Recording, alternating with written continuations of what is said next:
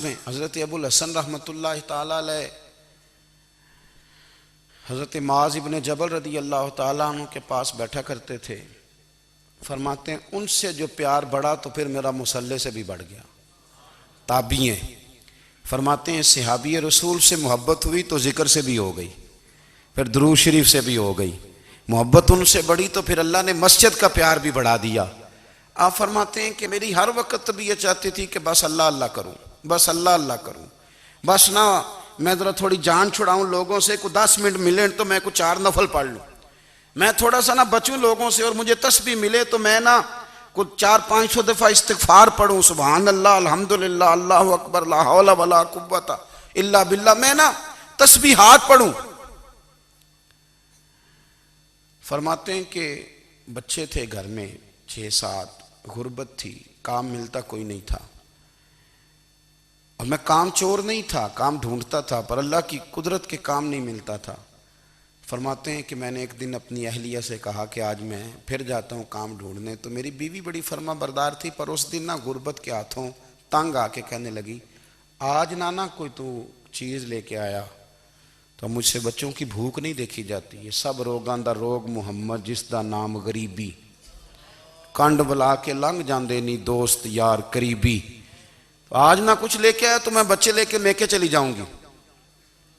शेख फरमाते हैं कि मैं बड़ा परेशान घर से निकला, पर मैंने सुबह से लेके जोर तक काम ढूंढा, काम मिला कोई नहीं।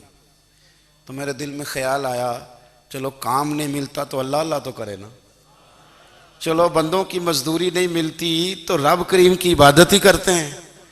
फरमाते हैं कि मैंने ना फुरात के पानी से वुजू किया, नहर के, शदीद धूप थी, साथ रेत थी और रेत तप रही थी।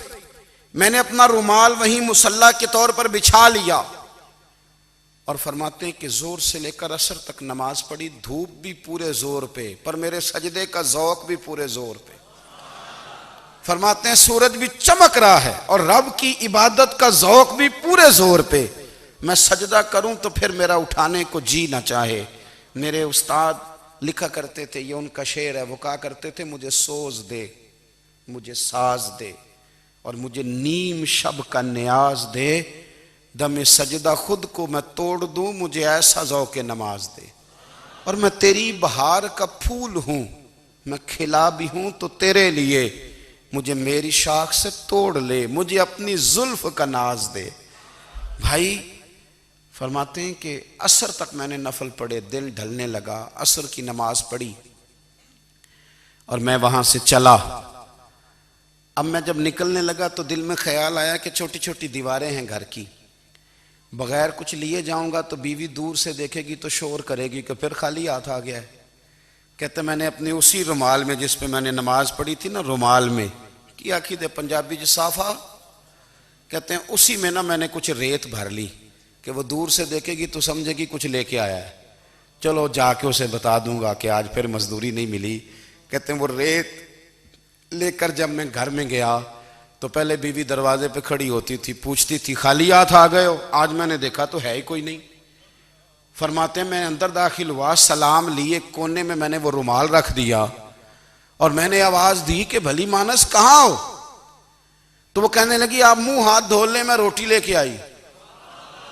मैंने कहा रोटी कहां से आ गई, यहां तो कई दिनों के फाके, तो कई दिनों की गुर्बत है, यहां तो इस घर में तो फकीरी है। फरमाते हैं कि वो रोटी लेके आई और उस वक़्त की जो मौजूदा नेमतें थी, समझ लें सलाद अचार हर चीज साथ लाई। मैंने कहा कि बच्चे कहाँ गए, कहने लगी वो खाना खा के खेलने गए, आप खाना खा लें आ जाते। खाना उसने चुन दिया। मैंने हैरत अंगेज लहजे में सारी नेमतें अपने दस्तरखान पे देख करके बीवी से पूछा ये कहां से आया खाना, बच्चों को तूने कहां से खाना खिलाया, ये सारा कुछ कैसा है।